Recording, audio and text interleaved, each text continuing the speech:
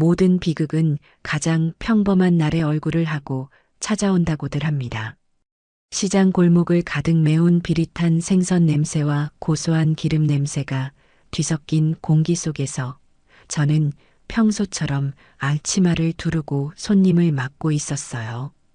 쨍한 햇살이 좌판의 은갈치 위에서 부서지는 걸 보며 오늘 저녁엔 아들놈 경수에게 갈치조림이나 해줘야겠다. 막연히 그런 생각을 했던 것 같아요. 제 인생은 그렇게 단조롭고 또 평온했습니다. 아들 하나만 보고 아들 하나를 위해 살아온 제 세상은 시장 좌판만큼 좁았지만 그 안에서 저는 누구보다 단단하고 행복한 사람이었어요. 그때 요란한 벨소리와 함께 앞치마 주머니가 부르르 떨렸습니다. 젖은 손을 앞치마에 쓱쓱 닦으며 손때 묻은 낡은 휴대폰을 들었어요. 화면에는 며느리라는 이름이 떠 있었습니다. 그래, 수정아. 무슨 일이냐? 우리 경수 뭐 잘못됐어? 그게 어머님. 지금 병원으로 좀 오셔야 할 것 같아요. 경수 씨가 검사 결과가 나왔는데 의사 선생님이 보호자랑 같이 들으셔야 한다고 해서요. 수화기 너머로 들려오는 목소리는 이상하리만치 침착했지만 보호자라는 단어가 제 심장을 날카롭게 찔렀습니다. 장사고 뭐고 눈에 들어오지 않았어요. 저는 앞치마를 벗어 던지며 옆가게 최 씨에게 소리쳤습니다. 최 씨, 나 좀 급한 일로 가봐야 하니까 가게 좀 잠깐만 봐줘요.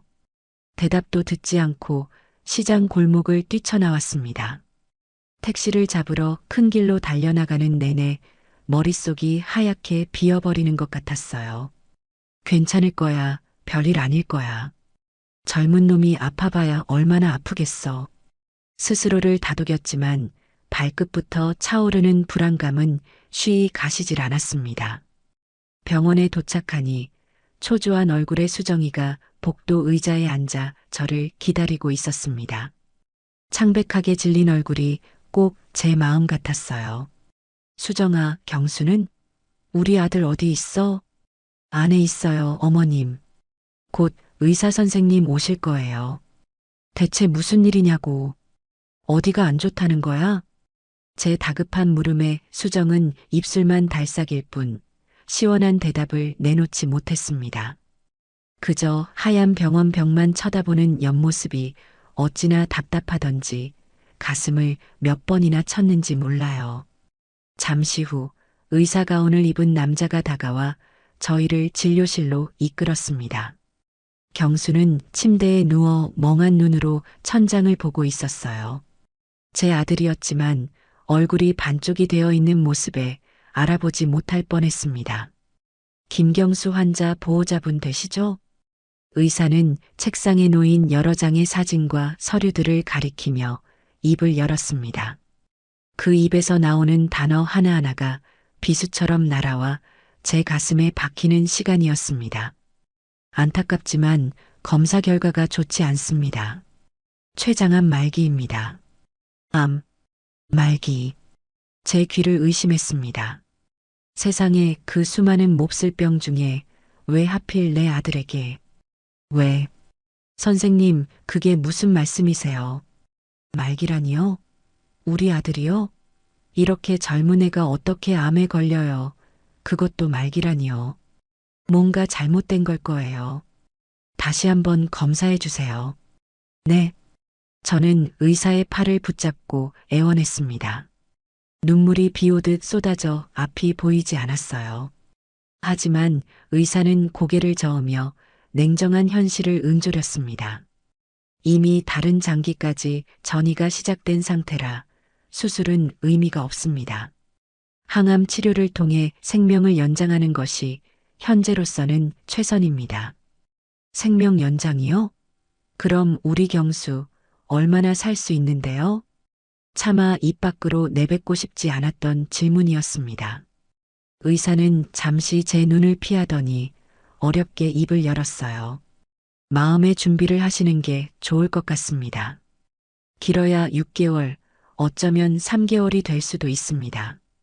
그 순간 세상의 모든 소리가 사라졌습니다. 의사의 입모양만 뻐끔거릴 뿐 아무것도 들리지 않았어요. 제 세상이, 제 전부였던 아들이 무너져 내리는 소리만 귓가에 맴돌았습니다. 저는 그대로 바닥에 주저앉아 목 놓아 울었습니다. 내 아들, 내 새끼.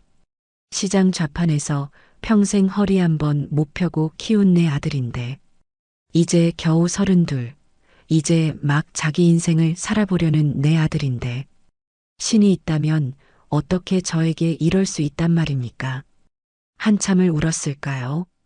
정신을 차려보니 수정이가 제 어깨를 잡고 있었습니다. 그런데 이상했습니다. 제 옆에서 같이 울고 있어야 할 며느리의 눈은 너무나도 멀쩡했어요. 눈물 한 방울 흘리지 않은 그저 곤란한 상황에 처한 사람의 얼굴. 어머님, 일단 일어나세요. 여기서 이러시면 안 돼요. 수정은 저를 부축해 진료실 밖으로 데리고 나갔습니다. 복도 의자에 저를 앉히고는 한숨을 푹 쉬더군요. 그리고 제게 던진 첫 마디는 아들에 대한 걱정이 아니었습니다. 어머니, 그래서 경수 씨 병원비는 어떡하실 거예요? 저는 제 귀를 의심했습니다. 지금 남편이 제 아들이 죽어간다는데, 고작 몇 개월밖에 살지 못한다는 사형 선고를 받았는데, 이 아이의 입에서 나온 첫 마디가 돈 이야기라니요. 수정아, 지금 돈이 문제야? 우리 경수가 죽는다는데. 어머님, 현실을 보셔야죠. 저도 경수 씨 이렇게 된 거 가슴 아프고 미치겠어요. 그런데 어떡해요? 당장 항암 치료 시작하려면 돈이 한두 푼 드는 게 아니잖아요. 저희 모아둔 돈 없는 거 아시잖아요. 수정의 말투에는 가시가 돋쳐 있었습니다. 슬픔이나 걱정보다는 귀찮고 짜증난다는 감정이 노골적으로 드러났어요. 그리고 의사 선생님 말씀 못 들으셨어요? 치료해도 낫는 게 아니라 그냥 시간만 조금 버는 거래요. 밑 빠진 독에 물 붓기일 수도 있다고요. 저는 순간 피가 거꾸로 솟는 기분이었습니다. 제 아들의 목숨을 밑 빠진 독에 비유하다니요. 너 지금 그게 할 소리야? 너의 남편이잖아. 어떻게 그런 말을 입에 담을 수가 있어? 제가 틀린 말 했어요? 어머님이야 아들이니까 어떻게든 해보시겠지만 저는요. 경수 씨 잘못되면 저는 앞으로 어떻게 살아요? 저희 앞으로 살아갈 날이 더 많은 사람들이잖아요. 그 순간 깨달았습니다. 아, 이 아이는 내 아들을 살릴 생각이 없구나. 이미 제 아들을 죽은 사람 취급하고 자신의 앞날을 계산하고 있구나. 온몸에 소름이 돋았습니다. 하지만 저는 이 아이와 싸울 힘이 없었어요. 지금 제게 중요한 것은 오직 경수를 살리는 것뿐이었습니다. 단 하루를 더 살리더라도 제가 할 수 있는 모든 것을 해야만 했습니다. 돈은 걱정하지 마라. 저는 이를 악물고 말했습니다. 내가 어떻게든 마련할 테니까 너는 경수 곁이나 잘 지켜. 병원비는 내가 전부 될 거야. 제 말에 수정의 눈이 반짝 빛나는 것을 저는 놓치지 않았습니다. 정말요, 어머님? 어떻게 가게 보증금이라도 빼시게요? 그래. 가게 보증금이고 뭐고 다 빼서라도 내 아들 살릴 거야.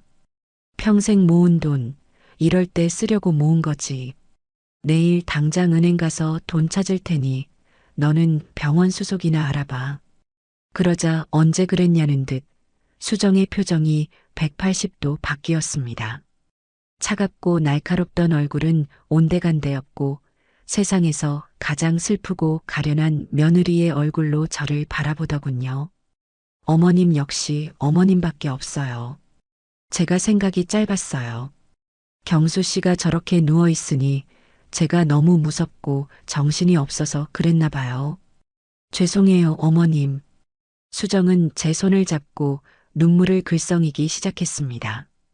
그 눈물에 진심이 단 한 방울도 섞여 있지 않다는 것을 저는 알 수 있었습니다. 하지만 모른 척 해야만 했어요. 지금은 이 아이의 도움이 필요했으니까요. 아들을 살릴 수만 있다면 악마와도 손을 잡을 수 있는 게 어미의 마음이니까요.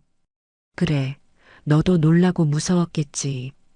이제부터라도 정신 똑바로 차리고 우리 경수 살리는 데만 집중하자. 응? 저는 오히려 수정을 다독였습니다. 수정은 고개를 격하게 끄덕이며 제 품에 안겨 흐느끼는 척 연기를 했습니다. 저는 그 가증스러운 등을 토닥이며 차갑게 식어가는 제 마음을 다잡았습니다. 다음 날 저는 아침 일찍부터 은행으로 향했습니다.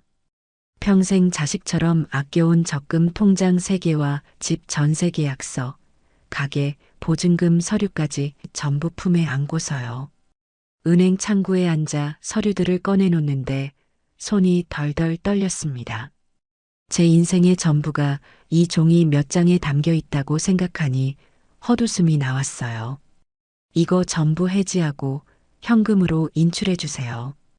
은행 직원은 제 행색과 제가 내민 통장의 액수를 번갈아 보며 의아한 표정을 지었습니다. 고객님, 금액이 상당히 큰데 전부 현금으로 찾으시는 이유가 있으신가요?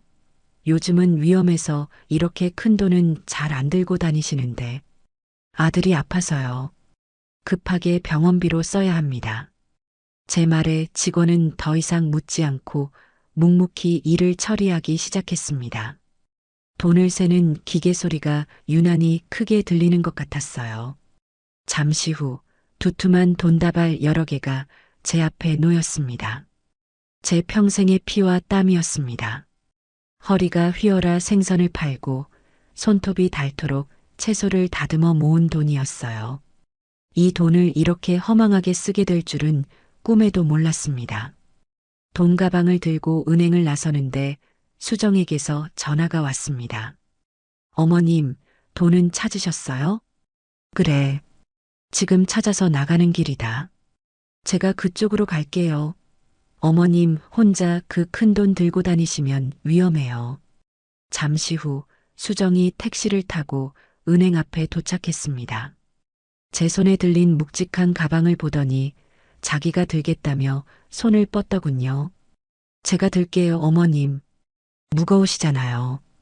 괜찮다. 저는 가방을 고쳐 안으며 수정의 손을 피했습니다. 그 짧은 순간 수정의 얼굴에 스쳐 지나가는 실망감을 똑똑히 보았어요. 병원에 바로 입금해야지. 항암 치료 한번 받는데 몇백만 원이라며. 시간이 없어. 우리는 함께 택시를 타고 병원으로 향했습니다. 택시 안에서 수정은 제 옆에 바싹 붙어 앉아 온갖 살가운 말을 늘어놓기 시작했습니다. 어머님, 정말 감사해요. 어머님 아니었으면 우리 경수 씨 정말 큰일 날 뻔했어요. 어머님이 이렇게까지 해주시는데 제가 더 잘해야죠.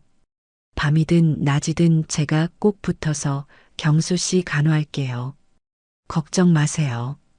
그 모습이 너무나도 역겨웠지만 저는 아무렇지 않은 척 고개를 끄덕였습니다. 병원 원무과에 도착해 수납 창구에 돈 가방을 내려놓았습니다. 김경수 환자 보호자입니다. 앞으로 나올 병원비 이걸로 전부 수납할게요. 직원은 놀란 눈으로 가방 안을 들여다보더니 잠시 후 저와 수정을 따로 불렀습니다. 보호자님, 이렇게 큰 현금을 병원에 보관하기는 어렵습니다. 보통은 보호자분 통장으로 관리하시면서 그때그때 결제하시는 게 안전하고 편한데요. 그 말을 듣고 있던 수정이 기회를 놓치지 않고 끼어들었습니다. 아, 그럼 제 통장으로 넣어두고 관리하면 되겠네요. 어머님은 가게 일도 보셔야 하고 바쁘시니까 제가 병원에 상주하면서 결제하는 게 편하죠. 어머님, 그렇게 하실래요? 수정은 제 동의를 구한다는 듯 저를 쳐다봤습니다. 그 눈빛에는 당연히 그렇게 해야지라는 압박과 탐욕이 동시에 번들거리고 있었어요. 저는 잠시 망설였습니다. 이 아이를 믿을 수 있을까? 하지만 뾰족한 수가 없었습니다. 시장 일을 완전히 놓을 수도 없는 노릇이고 제가 매번 병원에 와서 수납을 처리하는 것도 현실적으로 어려웠어요. 그래, 그렇게 하거라. 결국 저는 고개를 끄덕이고 말았습니다.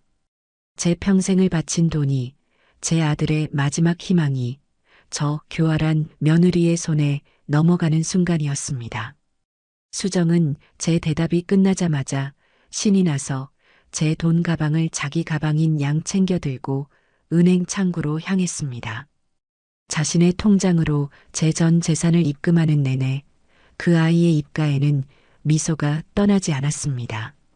그 미소가 제 아들의 목숨을 담보로 한 악마의 미소라는 것을 그때의 저는 애써 외면하고 있었습니다. 그저 아들을 살릴 수만 있다면 그것으로 족하다고 그렇게 제 자신을 세뇌시키고 있었습니다. 그것이 얼마나 어리석고 끔찍한 판단이었는지 깨닫게 되기까지는 그리 오랜 시간이 걸리지 않았습니다. 그 일이 있고 며칠간 저는 지옥과 천국을 오갔습니다. 제 전 재산이 담긴 통장을 며느리인 오수정에게 넘겨준 그날 이후 수정은 정말이지 딴 사람이 된 것 같았어요. 매일 아침 저녁으로 제게 전화를 걸어 경수의 상태를 세세하게 보고했습니다. 오늘은 죽을 조금 넘겼어요. 어머님. 오늘은 저를 보고 희미하게 웃었어요. 그 목소리는 전과 비교할 수 없을 만큼 다정했고 저는 그 다정함에 기대어 하루하루를 버텼습니다.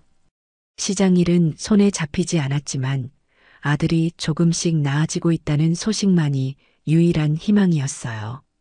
어머님, 식사는 하셨어요? 가게 일은 힘드시지 않고요?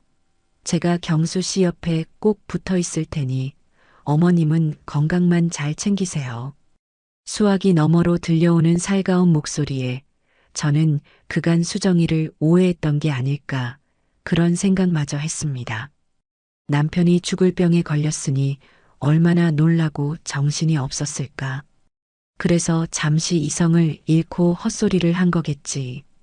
제가 너무 며느리를 나쁘게만 봤던 걸지도 모른다고 그렇게 스스로를 위안했습니다. 한편으로는 제 돈의 위력이 이런 것인가 싶어 씁쓸하기도 했지만 그 돈으로 아들을 살릴 수만 있다면 며느리의 저 살가운 연극이라도 얼마든지 받아줄 수 있다고 생각했어요. 그 주 주말 저는 모처럼 시간을 내어 경수가 좋아하는 반찬을 몇 가지 만들었습니다. 푹 고운 사골 국물과 장조림, 멸치볶음 같은 것들이요. 양손 가득 반찬통을 들고 신혼집으로 향하는 제 발걸음은 그래도 조금은 가벼웠습니다. 수정이가 저렇게 애쓰고 있으니 경수도 기운을 차릴 수 있을 거라고. 희망이라는 것이 사람을 얼마나 바보로 만드는지 저는 그때 뼈저리게 깨달았습니다. 익숙한 빌라 앞에 도착해 초인종을 눌렀습니다. 아무런 대답이 없었어요. 저는 고개를 갸웃하며 다시 한번 버튼을 꾹 눌렀습니다. 여전히 집안은 쥐 죽은 듯 조용했습니다. 혹시 둘 다 병원에 갔나? 아니면 잠시 산책이라도 나갔나? 저는 품속에서 비상용으로 가지고 다니던 열쇠를 꺼내 현관문을 열었습니다. 경수야, 엄마 왔다. 수정이도 있니? 문을 열고 들어서는 순간 저는 온몸의 피가 차갑게 식는 것을 느꼈습니다. 집안에는 아무도 없었어요. 그보다 더 저를 불안하게 만든 것은 집안의 풍경이었습니다. 있어야 할 것들이 너무나도 많이 사라져 있었습니다. 텔레비전, 소파, 장식장 위에 작은 액자들까지 마치 누군가 이사를 나간 집처럼 휑한 냉기만이 공간을 가득 채우고 있었어요. 수정아, 경수야. 저는 미친 사람처럼 소리치며 안방 문을 열어젖혔습니다. 텅 비어 있었습니다. 붙박이장 문을 열자 경수의 옷 몇 벌만 덩그러니 남아있고 수정의 옷가지와 가방들은 단 하나도 보이지 않았어요. 화장대 위도 마찬가지였습니다. 수정이 쓰던 수십 개의 화장품이 전부 사라지고 먼지만 뽀얗게 쌓여 있었습니다. 저는 손을 부들부들 떨며 수정에게 전화를 걸었습니다. 신호음이 몇 번 가다가 이내 차가운 기계음으로 바뀌더군요. 고객의 전화기가 꺼져 있어 심장이 철렁 내려앉았습니다. 저는 본능적으로 가장 끔찍한 상황을 상상하기 시작했고 그 상상을 애써 지우며 거실로 나왔습니다. 그리고 식탁 위에서 하얀 편지 봉투 하나를 발견했습니다. 제 이름 석자, 이민자님께라고 쓰여 있는 글씨는 틀림없는 수정의 것이었습니다. 심장이 발끝까지 떨어지는 기분이었어요. 떨리는 손으로 봉투를 열어 편지를 꺼냈습니다. 그 안에는 제 인생을 송두리째 무너뜨리는 잔인한 문장들이 적혀 있었습니다. 어머님께 이 편지를 읽고 계실 때쯤이면 저는 아주 멀리 떠나 있을 거예요. 미리 말씀드리기엔 어머님이 너무 소란을 피우실 것 같아 이렇게 편지로 대신하는 점 이해해 주세요. 솔직히 말씀드릴게요. 경수 씨, 어차피 가망 없잖아요. 밑 빠진 독에 물 붓기라는 거 어머님도 사실은 알고 계시죠? 죽을 사람에게 어머님의 전 재산을 쏟아붓는 건 너무 어리석은 짓이라고 생각했어요. 그 돈 그냥 버리는 돈이잖아요. 그래서 제가 그 돈을 의미 있는 곳에 쓰기로 결심했습니다. 바로 저를 위해서요. 남은 사람이라도 잘 먹고 잘 살아야 하지 않겠어요? 경수 씨는 좋은 요양병원에 입원시켰으니 너무 걱정은 마세요.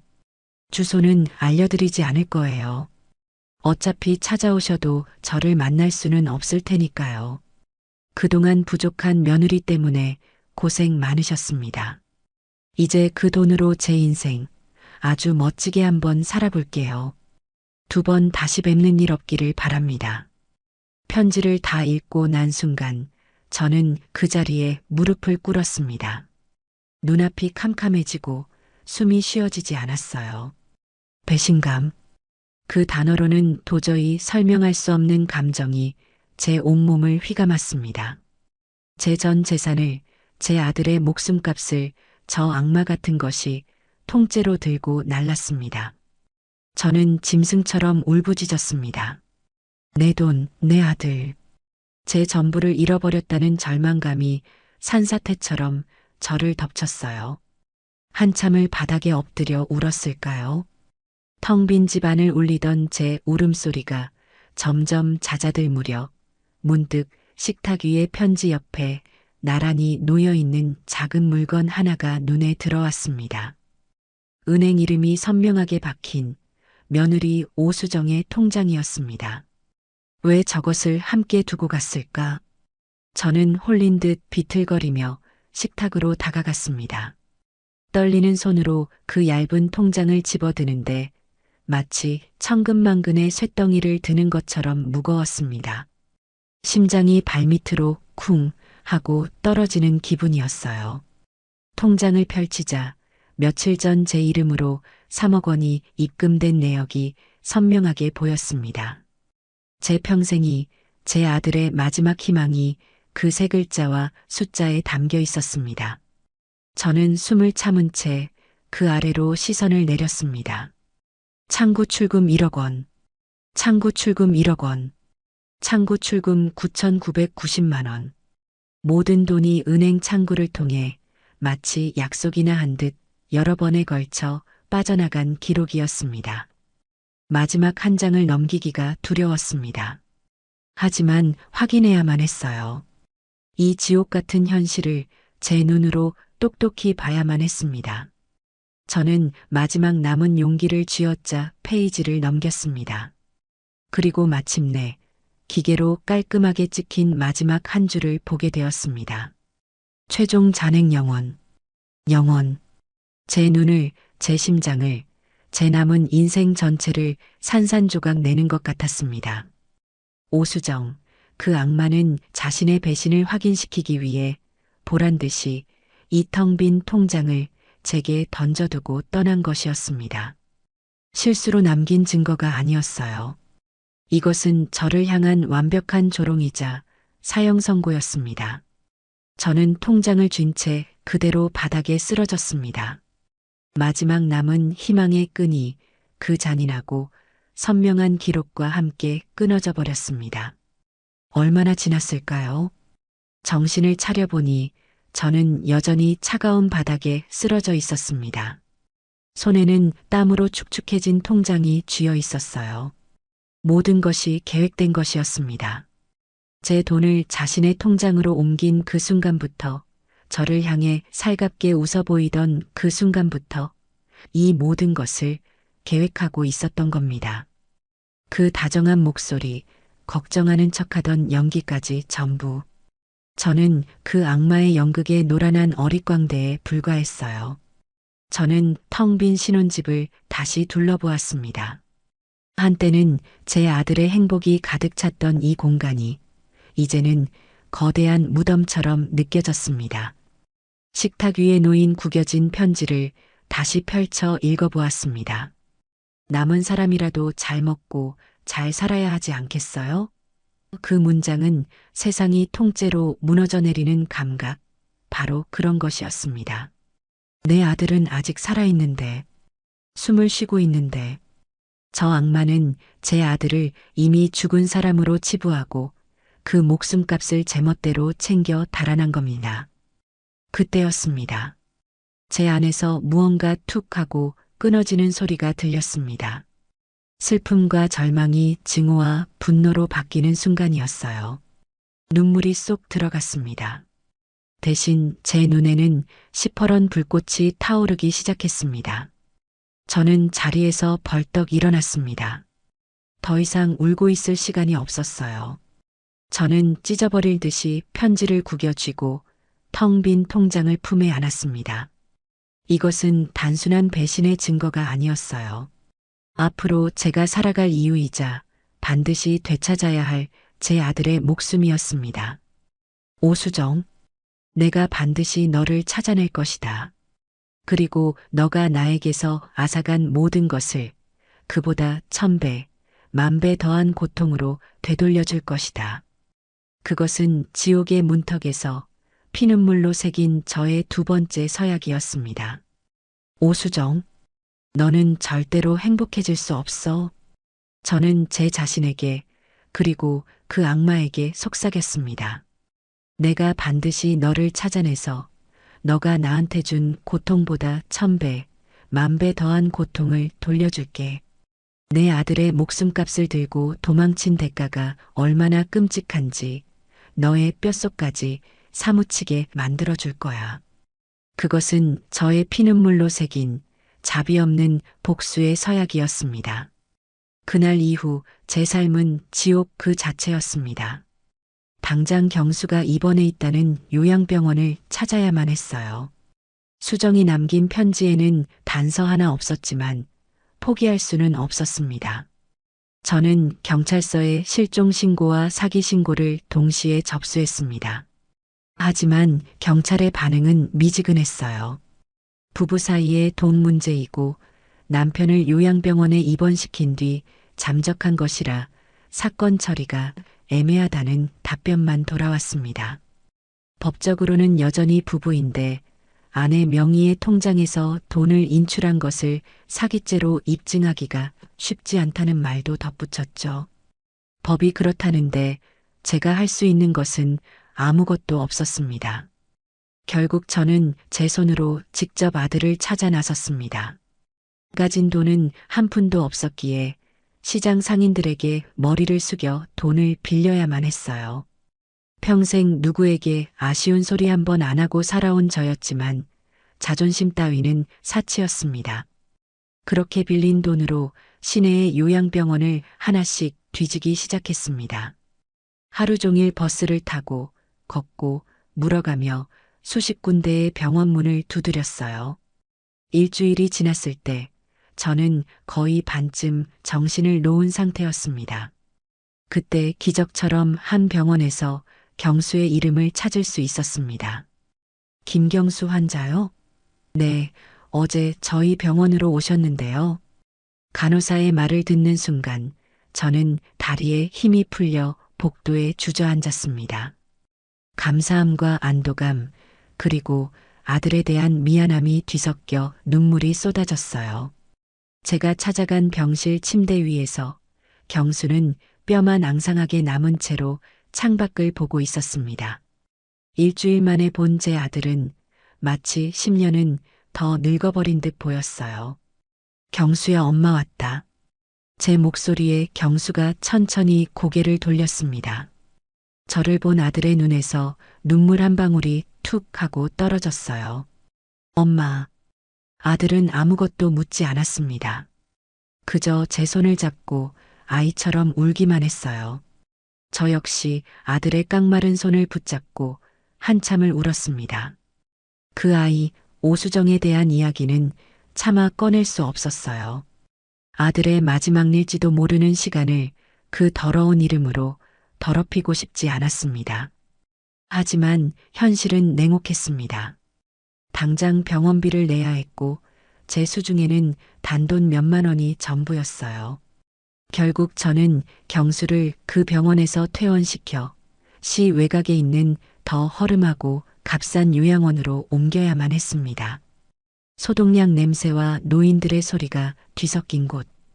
햇볕도 잘 들지 않는 6인실의 좁은 침대로 아들을 옮기던 날, 저는 가슴이 미어지는 것 같았습니다. 이런 곳에 내 아들을 눕히려고 평생을 바친 것이 아닌데, 죄책감에 고개를 들 수가 없었어요. 그날 밤 저는 구석에 쭈그려 앉아 아들의 짐을 정리했습니다. 오수정이 신혼집에 버려두고 간 계절 지난 옷가지 몇 개가 전부였어요. 옷을 개키는데 낡은 상자 하나가 눈에 띄었습니다. 경수의 물건들을 담아온 상자였는데 그 안에 묵직한 앨범이 들어 있었어요. 결혼 앨범이었습니다. 버리려다 차마 버리지 못하고 함께 챙겨온 것이었죠. 저는 홀린 듯 앨범을 펼쳤습니다. 턱시도를 입고 어색하게 웃고 있는 내 아들, 그리고 그 옆에 바싹 붙어 세상 가장 행복한 미소를 짓고 있는 오수정. 순백의 드레스를 입은 그 아이의 모습은 천사처럼 보였습니다. 하지만 지금의 제게는 그 미소가 악마의 웃음처럼 보일 뿐이었어요. 한 장, 한 장 앨범을 넘겼습니다. 신혼여행지에서 찍은 사진, 집들이 때 친구들과 함께 찍은 사진. 모든 사진 속에서 수정은 경수의 팔짱을 꼭 낀 채 보란 듯이 행복을 과시하고 있었습니다. 이 모든 것이 연기였다니. 이 행복한 순간에도 저 아이는 다른 생각을 하고 있었을지도 모른다고 생각하니 온몸에 소름이 돋았습니다.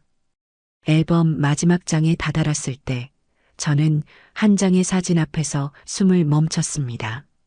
수정이 혼자 찍은 사진이었는데 배경은 고급스러운 호텔 라운지처럼 보였어요. 아마도 결혼 전 친구들과 브라이덜 샤워라는 것을 할 때 찍은 사진인 듯 했습니다. 화려한 원피스를 입고 샴페인 잔을 든 채 오만하고 도도한 표정으로 카메라를 응시하고 있었죠. 그 눈빛. 저는 그 눈빛을 기억합니다. 제게 병원비를 이야기하며 현실을 보라고 쏘아붙이던 그 차갑고 계산적인 눈빛과 똑같았어요. 저는 그 사진을 뚫어져라 쳐다보았습니다. 제 안에 남아있던 마지막 한 줌의 슬픔과 연민이 그 순간 차가운 분노의 불길 속으로 완전히 사라져버렸습니다.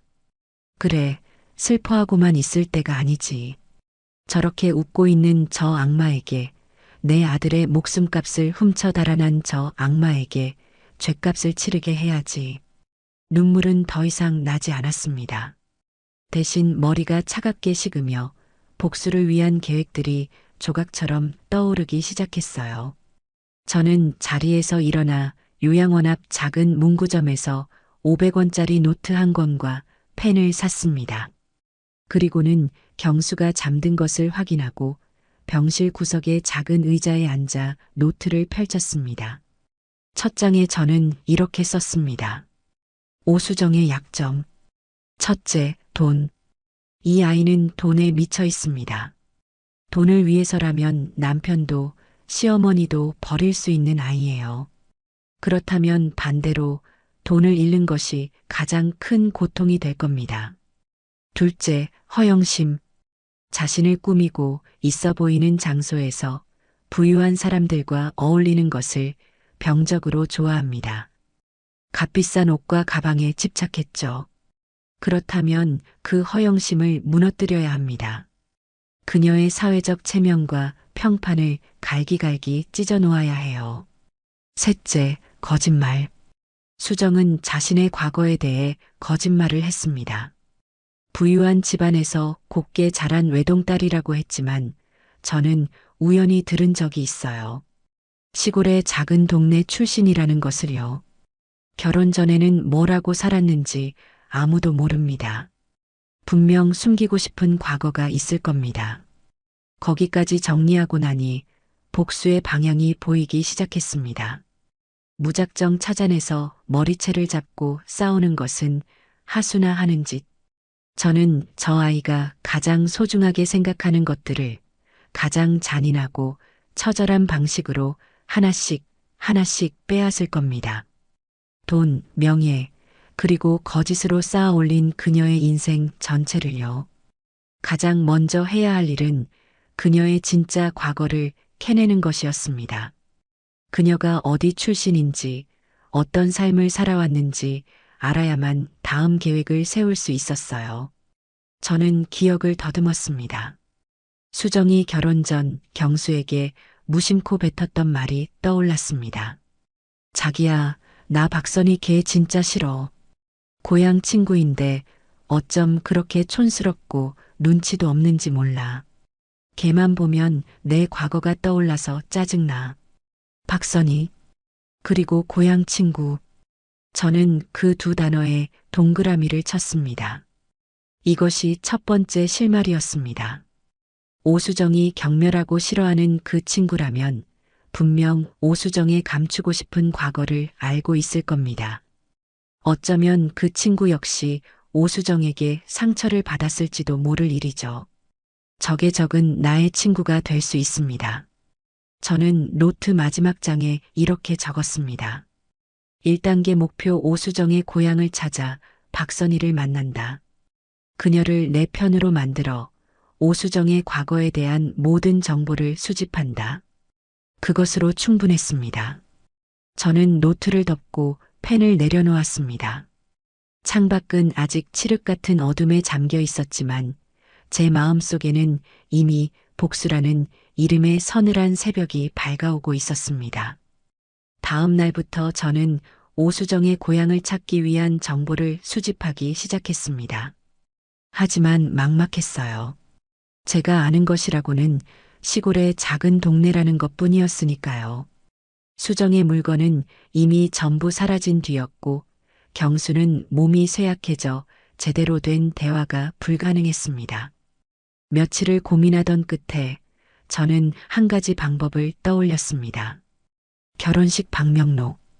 경수의 신혼집에 다시 찾아가 먼지 쌓인 창고 구석에서 결혼식 앨범과 함께 상자에 담겨있던 방명록을 찾아냈습니다.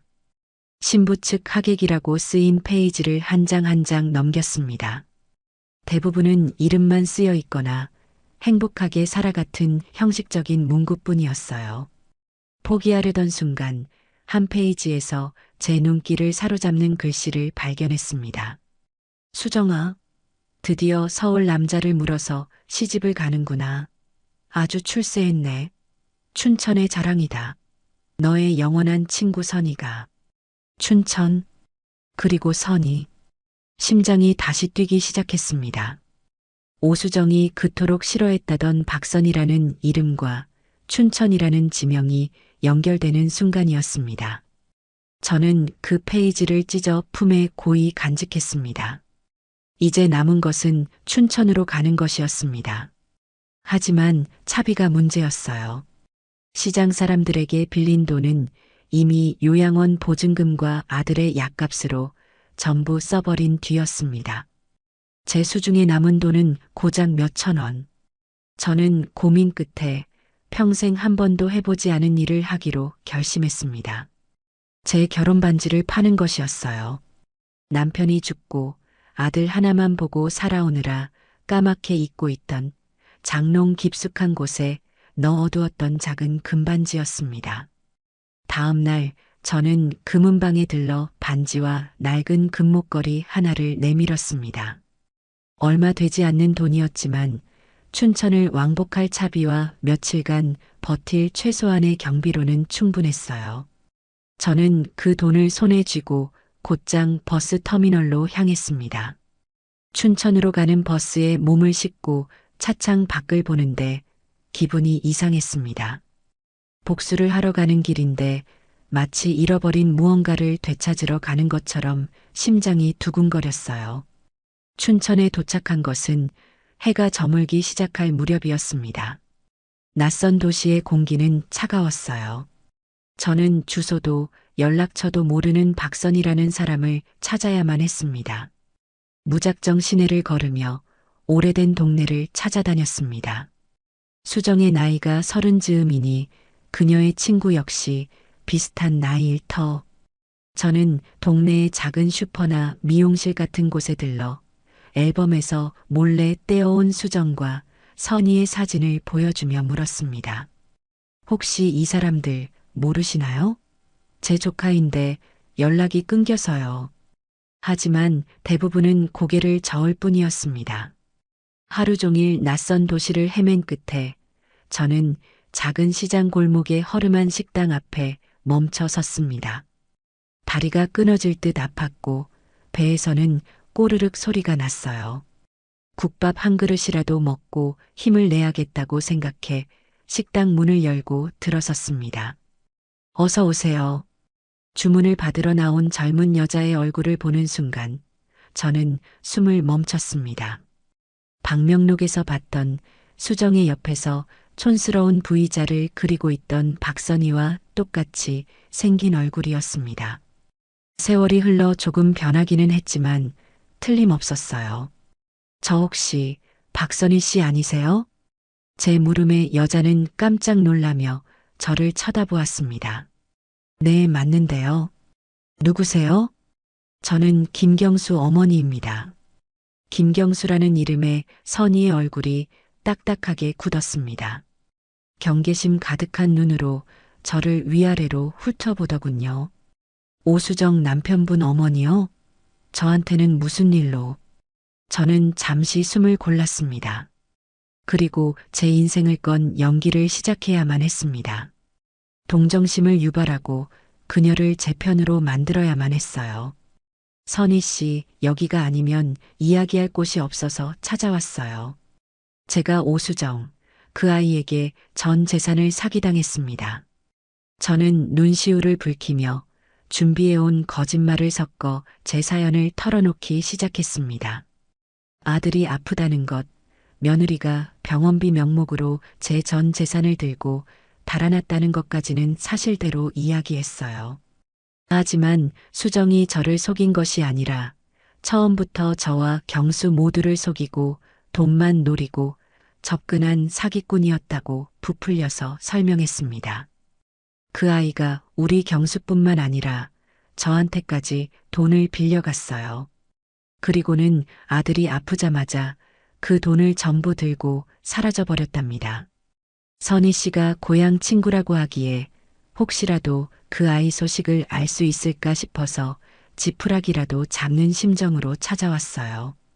제 이야기가 길어질수록 선희의 얼굴에 떠올라 있던 경계심이 조금씩 무너져 내리기 시작했습니다. 놀라움 그리고 분노. 그녀 역시 수정에게 쌓인 것이 많은 얼굴이었습니다. 그럴 줄 알았어. 그년 그럴 줄 알았다고. 선희는 자기도 모르게 욕설을 내뱉으며 주먹으로 식탁을 내리쳤습니다. 아주머니 모르셨죠? 오수정 걔 원래부터 그런 애였어요. 학창 시절부터 남자들 등쳐먹고 돈 뜯어내는 걸로 유명했다고요. 자기 집 가난한 건 죽어도 싫어서, 없는 집 자식인 거 티내기 싫어서 친구들한테 돈 빌리고 안 갚는 건 예산일이었어요. 저도 걔한테 떼인 돈이 아직도 몇백만 원이에요. 드디어 미끼를 물었습니다. 저는 기다렸다는 듯이 맞장구를 쳤습니다. 세상에 그런 아이인 줄은 꿈에도 몰랐어요. 저희 아들한테는 자기가 부잣집 외동딸이라고 했다던데. 부잣집은 무슨, 걔네 아빠 술주정뱅이에 엄마는 걔 어릴 때 집 나갔어요. 할머니 손에 겨우 자랐다고요.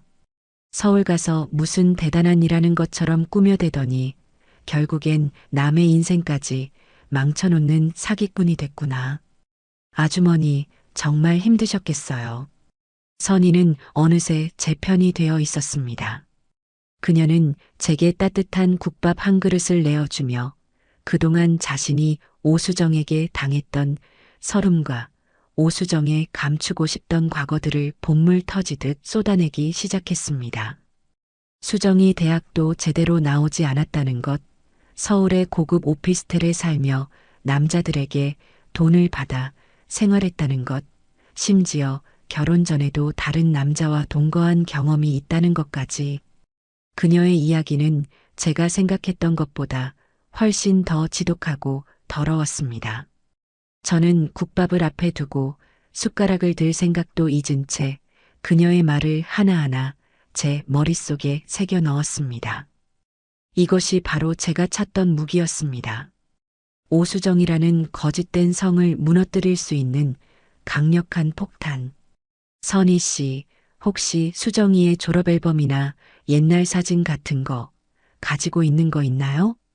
제 물음에 선희는 잠시 고민하더니 고개를 끄덕였습니다. 집에 찾아보면 있을 거예요. 걔 얼굴 보기도 싫어서 처박아뒀는데. 왜요? 그 아이 지금 서울에서 자기가 대단한 집안 출신인 척 아주 고고한 미망인 행세를 하고 있답니다. 그 가면을 벗겨주고 싶어서요. 제 말에 선희의 눈이 복수심으로 번뜩였습니다. 아주머니, 잠시만 기다려요.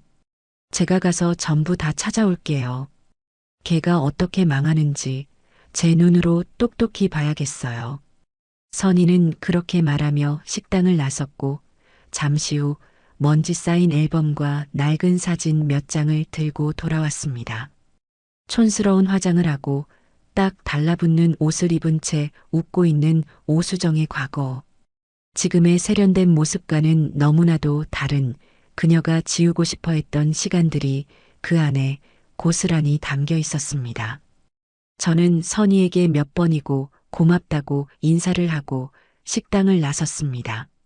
손에는 오수정의 과거라는 강력한 무기를 들고 있었죠. 춘천의 밤 공기는 여전히 차가웠지만 제 마음은 복수의 불길로 뜨겁게 타오르고 있었습니다. 이제 모든 준비는 끝났습니다. 오수정, 너가 쌓아 올린 거짓의 성이 무너지는 것을 아주 가까이에서 지켜봐 주마. 춘천에서 돌아온 저는 며칠 밤낮으로 박선희 씨가 건네준 사진과 정보들을 파고들었습니다. 촌스러운 화장을 하고 어색하게 웃고 있는 오수정의 과거 사진들. 그녀가 학창시절 어떤 거짓말을 했고 어떻게 친구들의 돈을 뜯어냈는지에 대한 구체적인 증언들. 이것들은 단순한 과거의 흔적이 아니었어요. 그것은 오수정이라는 거짓된 존재를 한 번에 무너뜨릴 수 있는 잘 벼려진 칼이자 강력한 폭탄이었습니다. 하지만 저는 서두르지 않았습니다. 칼은 가장 결정적인 순간에 가장 깊숙한 곳을 찔러야 하는 법이니까요. 지금 당장 이 사진들을 인터넷에 뿌려봤자 오수정은 잠시 망신을 당하고 또 다른 곳으로 숨어버리면 그만이었습니다. 저는 그런 시시한 복수를 원하지 않았어요. 그녀가 가장 행복하다고 믿는 순간, 가장 높은 곳에 올라섰다고 착각하는 그 순간에 가장 고통스러운 방식으로 지옥의 나락으로 떨어뜨려야만 했습니다. 그러기 위해서는 먼저 오수정이 지금 어디서 무엇을 하고 있는지 알아내야만 했어요. 제 돈 3억을 들고 사라진 그 아이는 분명 그 돈을 가만히 놔두지 않을 터였습니다.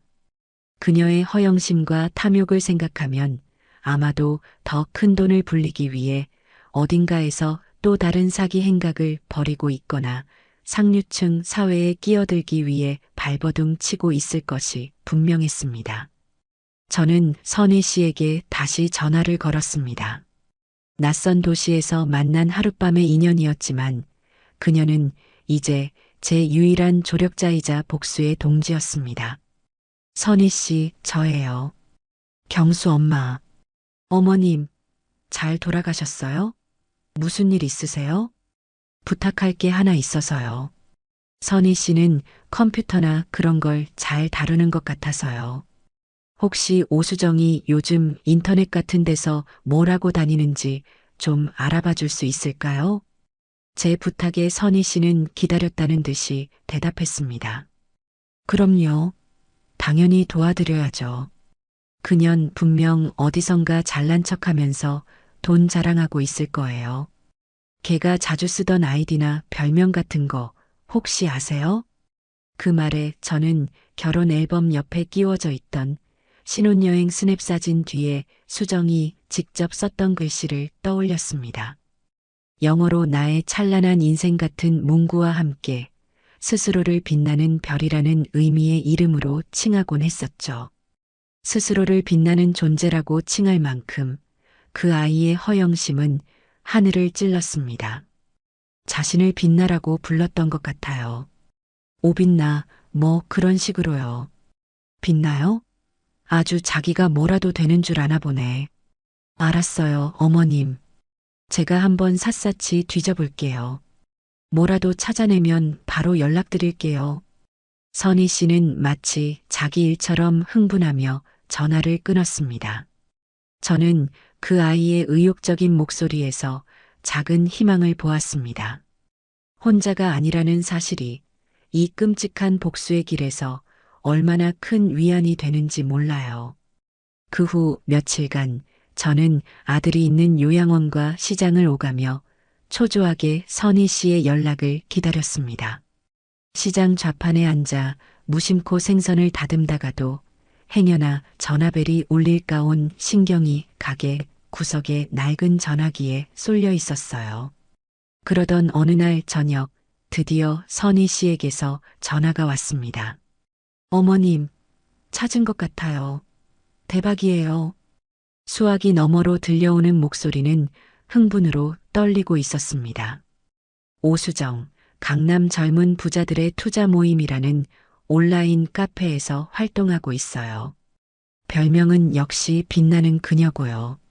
아주 가관이에요, 어머님.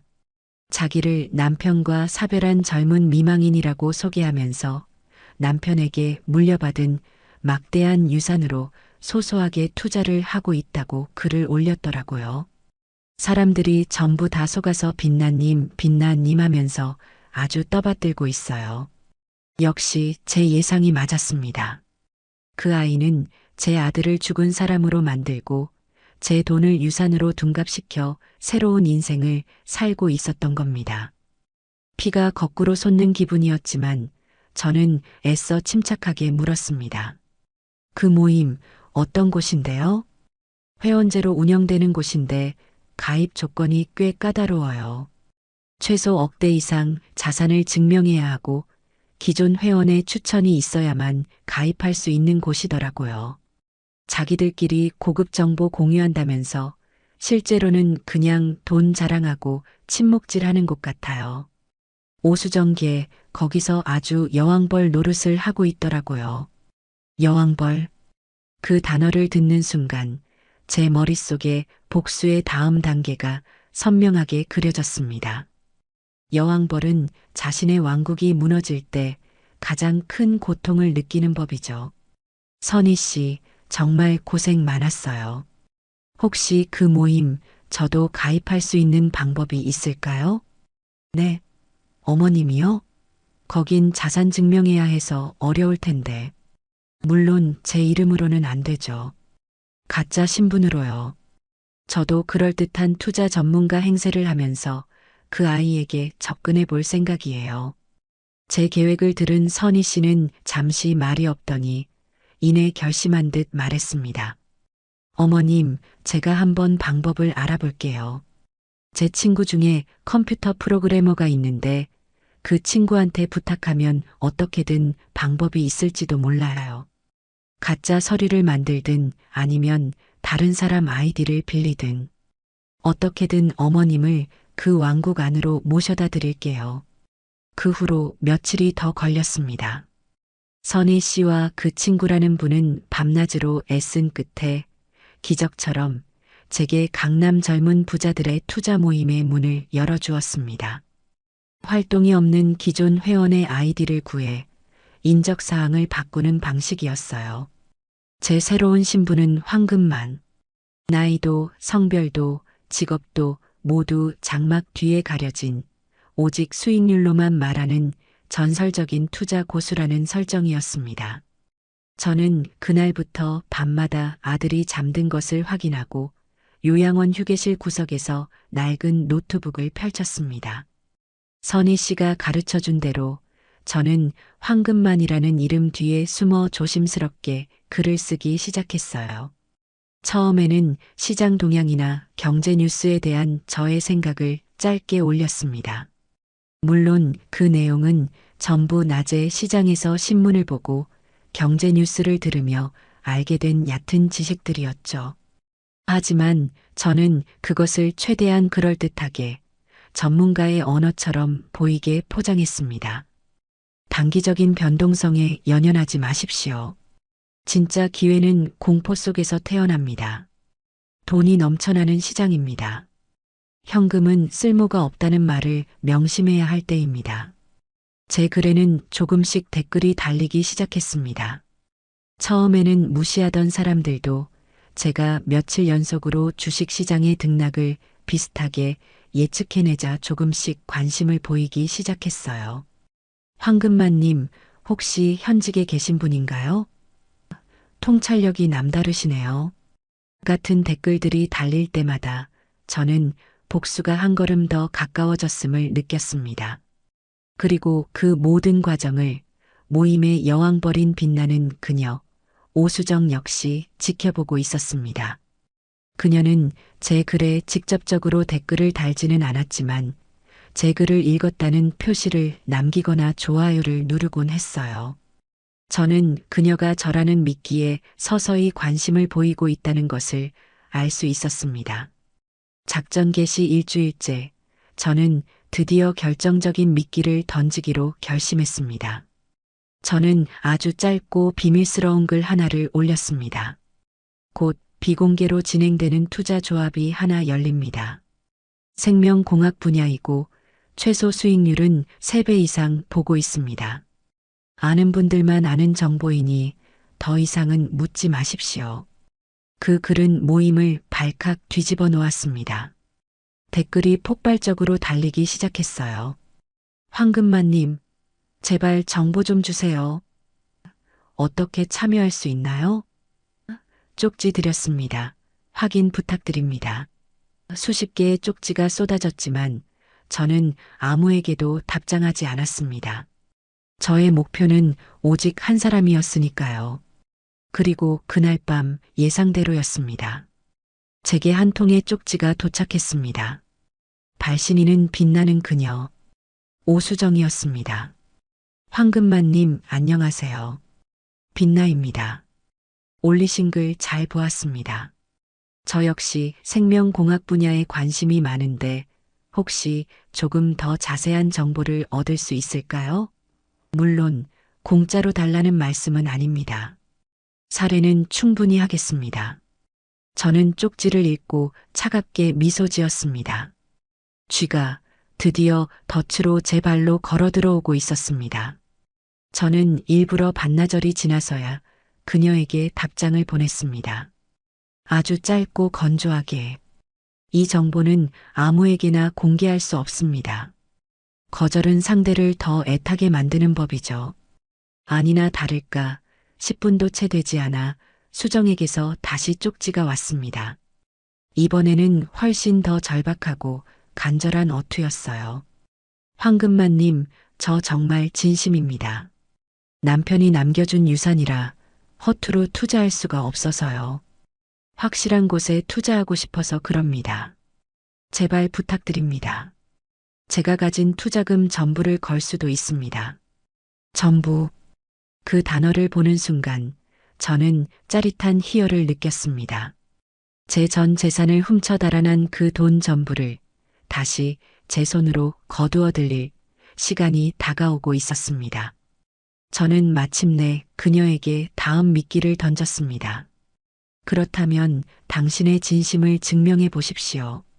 제가 지정하는 계좌로 정보 이용료 1,000만 원을 먼저 입금하십시오. 그 정도의 결단력도 없다면 이 정도의 고급 정보는 가질 자격이 없습니다. 1,000만 원.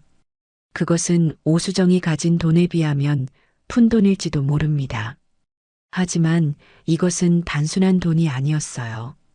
그녀의 탐욕과 조급함을 시험하는 마지막 관문이었습니다. 만약 그녀가 이 미끼를 문다면 그녀는 제 소나기에서 절대로 빠져나갈 수 없을 겁니다. 저는 쪽지를 보내고 노트북을 덮었습니다. 요양원의 차가운 밤 공기가 폐부 깊숙이 들어왔지만 제 몸은 복수의 열기로 뜨겁게 타오르고 있었습니다. 이제 주사위는 던져졌습니다. 오수정, 너의 탐욕이 너를 어디로 이끌고 가는지 똑똑히 지켜보마.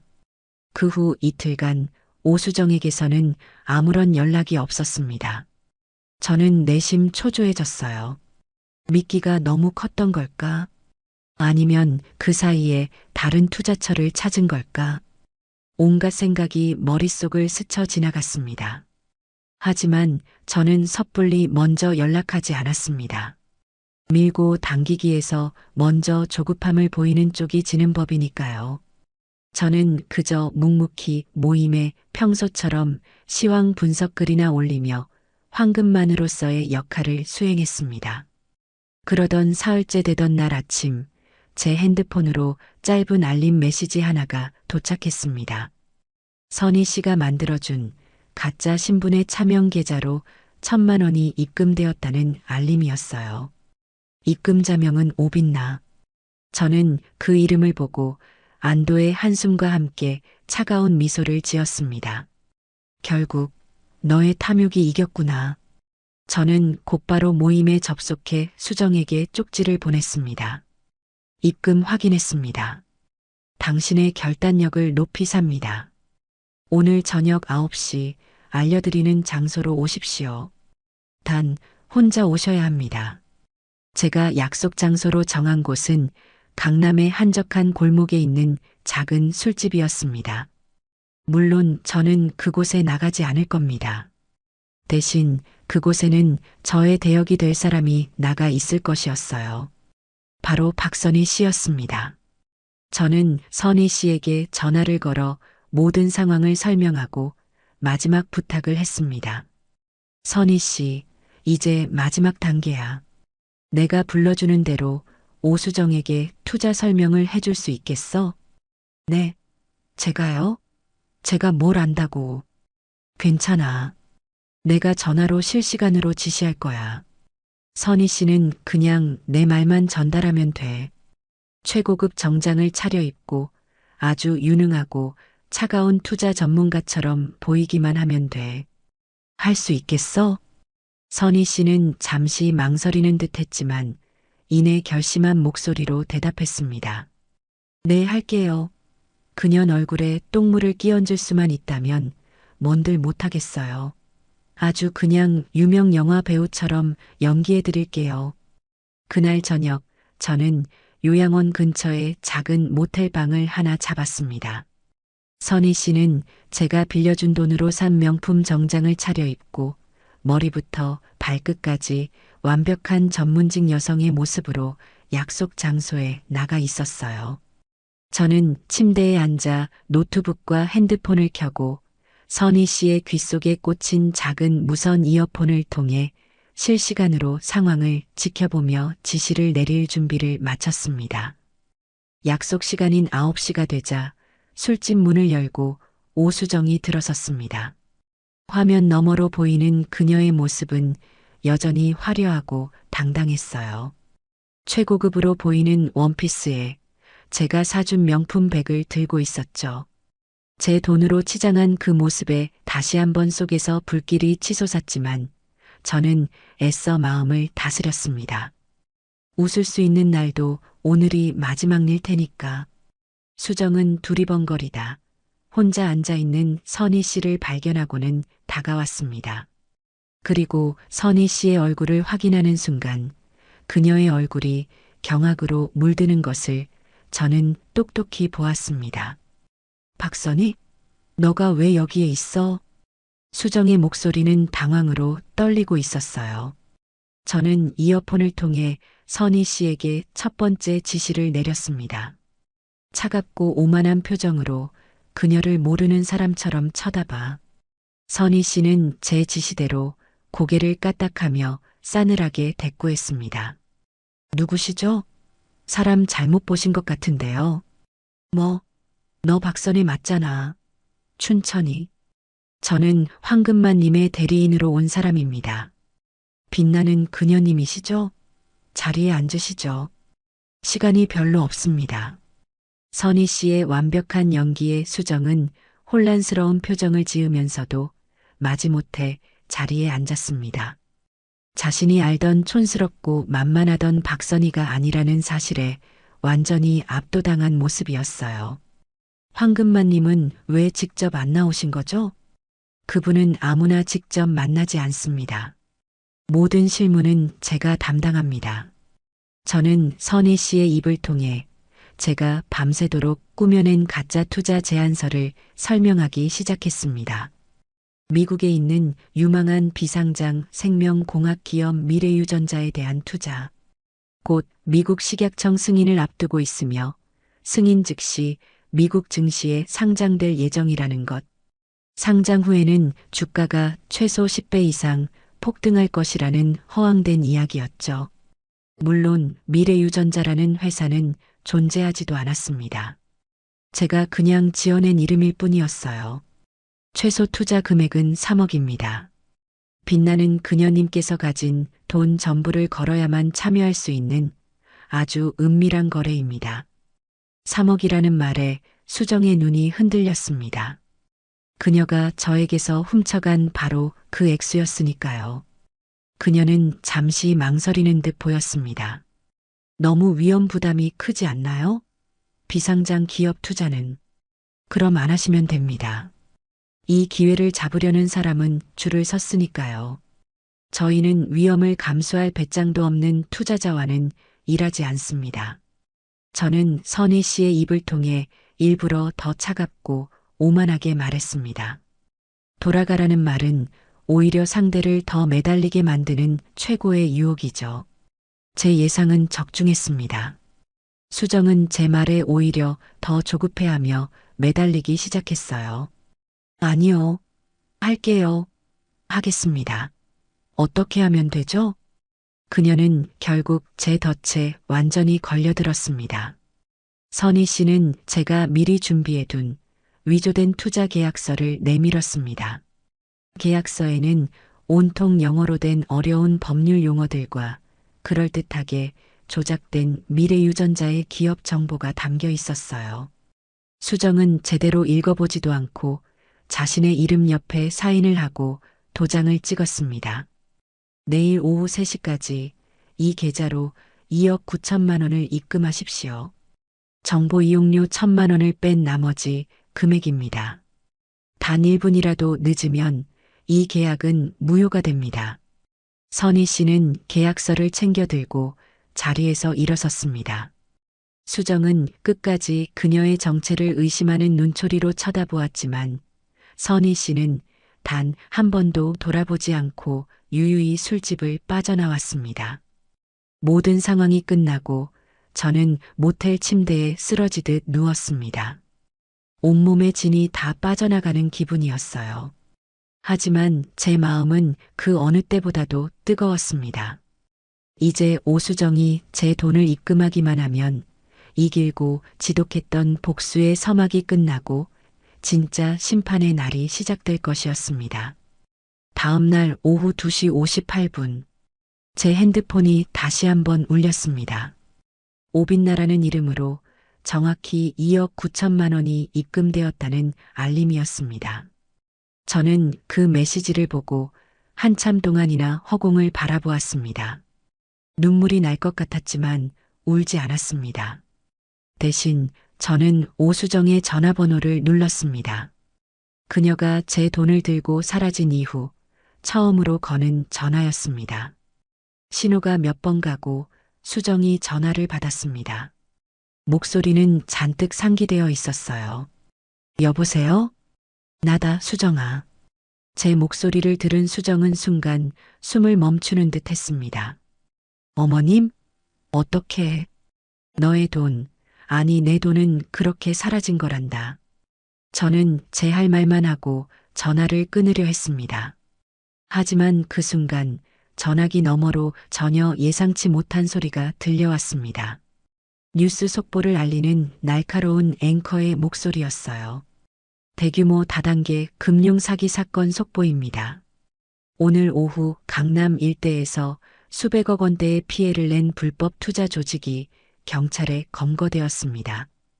이들은 미래유전자라는 유령 회사를 내세워 투자자들을 속여온 것으로 밝혀졌으며 수정의 전화기 너머로 들려오는 그 뉴스는 제가 꾸며낸 이야기가 아니었습니다. 공교롭게도 제가 지어낸 미래유전자라는 이름과 똑같은 이름의 실제 사기 사건이 터져버린 것이었어요. 세상에 이런 우연이 있을까요? 전화기 너머로 수정에 찢어지는 듯한 비명이 들려왔습니다. 말도 안 돼. 저는 순간 멍해졌습니다. 제가 계획했던 복수는 제가 터뜨리기도 전에 세상이 먼저 그녀를 심판해버린 것이었습니다. 하지만 이대로 끝낼 수는 없었어요. 그녀는 자신이 누구에게 당했는지 똑똑히 알아야만 했습니다. 수정아. 저는 차갑게 그녀의 이름을 불렀습니다. 너가 투자한 그 회사, 진짜 사기 사건에 휘말린 모양이구나. 하지만 그거 아니? 너를 그 지옥으로 밀어넣은 건 바로 나란다. 전화기 너머로 수정의 숨막히는 절규가 밤 공기를 갈랐습니다. 그날 밤 저는 잠을 이룰 수 없었습니다. 오수정의 마지막 비명이 계속해서 귓가에 맴돌았어요. 제가 계획했던 것보다 훨씬 더 극적이고 완벽하게 그녀는 몰락했습니다. 제 손으로 직접 심판하지는 못했지만 결국 그녀를 그 지옥으로 밀어넣은 것은 저였으니까요. 시원하면서도 한편으로는 허무한 기분이 드는 것은 어쩔 수 없었습니다. 다음 날 저는 선희 씨가 만들어준 차명 계좌에 들어온 3억 원을 모두 현금으로 인출했습니다. 제 피와 땀 그리고 제 아들의 목숨값이 담긴 돈이었습니다. 돈 가방을 들고 은행을 나서는데 기분이 이상했어요. 잃어버렸던 제 자신을 되찾은 기분이면서도 동시에 너무나도 많은 것을 잃어버렸다는 사실을 다시 한번 깨닫게 되었으니까요. 저는 그 돈을 들고 곧장 아들이 있는 요양원으로 향했습니다. 이제는 더 이상 허름한 6인실이 아니었어요.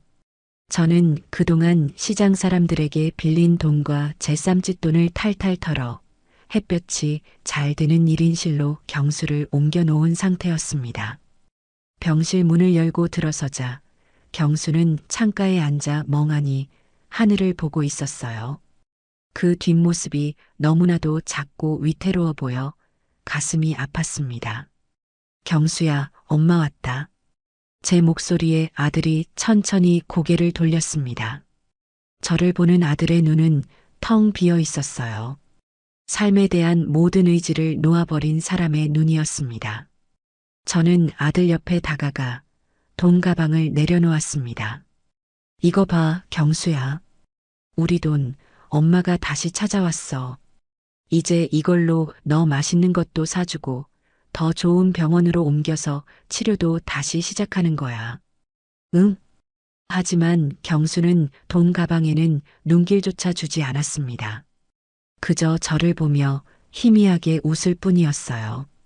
엄마 이제 됐어요. 그냥 다 소용없어요. 무슨 소리야, 소용이 없다니. 이제부터 시작인데. 그냥 힘들어요, 엄마. 다 그만하고 싶어요. 아들의 목소리는 너무나도 지쳐 있었습니다. 저는 아들의 손을 잡고 아무 말도 할 수 없었어요. 복수는 끝났지만 제 아들의 시간은 끝나가고 있었습니다. 저는 어쩌면 가장 중요한 것을 놓치고 있었던 건지도 모릅니다. 돈을 되찾고 오수정에게 복수하는 것보다 더 중요한 것. 바로 내 아들의 마음을 되찾는 일 말입니다. 그때였습니다. 병실 문이 거칠게 열리며 한 사람이 비틀거리며 들어왔습니다. 헝클어진 머리, 핏발이 선 눈, 값비싼 원피스는 구겨지고 더러워져 있었습니다. 오수정이었습니다. 그녀는 저와 경수를 번갈아 보더니 제 앞에 와서 무릎을 꿇었습니다. 어머님, 제가 잘못했어요. 제가 정말 죽을 죄를 지었어요. 제발 한 번만 용서해 주세요. 그녀는 바닥에 엎드려 제 다리를 붙잡고 울부짖었습니다. 모든 것을 잃은 패배자의 모습, 그 자체였어요. 제가 미쳤었나 봐요. 돈에 눈이 멀어서 어머님, 제발 그 돈 저 좀 돌려주세요. 네, 저 이제 빈털털이에요. 길거리에 나앉게 생겼다고요. 저 고소까지 당했어요. 그 사기꾼들 공범으로 몰려서 경찰 조사받아야 한대요. 제발 저 좀 살려주세요, 어머님. 저는 차갑게 그녀를 내려다보았습니다. 동정심은 단 한 톨도 생기지 않았어요. 살려달라고? 너는 내 아들을 죽이려고 했는데 내 아들의 마지막 희망과 시간을 짓밟고 그 목숨값을 들고 달아났는데 이제 와서 너를 살려달라고? 제 싸늘한 목소리에 수정은 몸을 떨었습니다. 그녀는 고개를 들어 눈물 콧물로 범벅이 된 얼굴로 저를 올려다보았어요. 제가 다 갚을게요. 평생 어머님과 경수 씨 옆에서 종처럼 살면서 다 갚을게요. 제발요. 필요 없어. 저는 단호하게 말했습니다. 너의 더러운 돈도, 너의 가증스러운 사과도, 이제는 아무것도 필요 없어. 너가 나한테서 훔쳐간 것은 단순히 돈이 아니었어. 너는 내 아들이 살 수 있다는 마지막 믿음을 훔쳐갔고, 우리가 함께할 수 있었던 시간을 훔쳐갔어. 그건 너가 평생을 바쳐도 갚을 수 없는 죗값이야. 저는 바닥에 놓여있던 돈 가방을 열어 돈다발 몇 개를 꺼내 그녀의 얼굴에 던졌습니다. 돈다발이 그녀의 머리와 어깨에 부딪혀 바닥으로 힘없이 흩어졌어요. 이건 너의 죗값이 아니라 내 동정이다. 이거 가지고 당장 내 눈앞에서 사라져. 다시 한번 내 아들 앞에 나타나면 그때는 내가 내 손으로 너를 땅에 묻어버릴 줄 알아. 수정은 바닥에 흩어진 돈을 보며 잠시 망설이는 듯 했습니다. 그녀의 눈에서 마지막까지 탐욕의 불씨가 꺼지지 않는 것을 보았어요. 하지만 저의 살기 어린 눈빛을 마주하고는 이내 겁에 질려 뒷걸음질 쳤습니다. 그리고 한 가지 더. 돌아서는 그녀의 등 뒤에 저는 마지막 비수를 꽂았습니다. 너를 나락으로 떨어뜨린 그 황금만이라는 사람, 그리고 너에게 계약서를 내밀었던 그 차가운 여자. 그 모든 것을 계획하고 지시한 사람이 바로 나, 이민자라는 사실을 절대로 잊지 마라. 너는 나한테 진 거야. 철저하게. 제 말에 수정의 얼굴이 하얗게 질렸습니다. 그녀는 더 이상 아무 말도 하지 못하고 짐승 같은 울음소리를 내며 병실을 뛰쳐나갔습니다. 모든 폭풍이 지나가고 병실에는 다시 정적이 찾아왔습니다. 저는 바닥에 흩어진 돈을 주워 담으며 참았던 눈물을 흘렸습니다. 그때까지 모든 상황을 묵묵히 지켜보고 있던 아들, 경수가 힘겹게 입을 열었습니다. 엄마. 저는 눈물을 닦고 아들을 바라보았습니다. 고마워요. 텅 비어 있던 아들의 눈에 아주 오랜만에 희미한 빛이 감도는 것을 보았습니다. 그것은 원망도 체념도 아니었어요. 아주 작은 불씨 같은 것이었습니다. 그리고 미안해요, 엄마. 나 때문에. 아니야.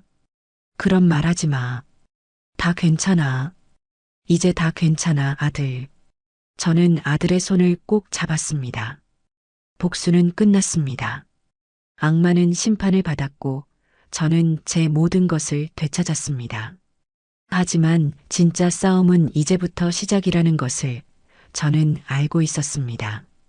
제 아들의 텅 빈 눈을 다시 삶의 희망으로 채워 넣어야 하는 길고 외로운 싸움 말입니다. 저는 아들의 손을 잡고 창밖의 파란 하늘을 바라보았습니다. 부디 우리에게도 다시 봄이 오기를 간절히 기도했습니다. 오수정이 짐승처럼 울부짖으며 병실을 뛰쳐나간 후 방 안에는 길고 무거운 침묵이 흘렀습니다. 바닥에 흩어진 돈다발과 제 아들의 공허한 눈빛. 복수는 끝났지만 아무것도 해결되지 않은 것 같은 절망감이 제 어깨를 짓눌렀어요. 저는 말없이 바닥에 돈을 주워 담아 가방에 넣었습니다. 더 이상 이 돈은 복수의 증거가 아니었어요.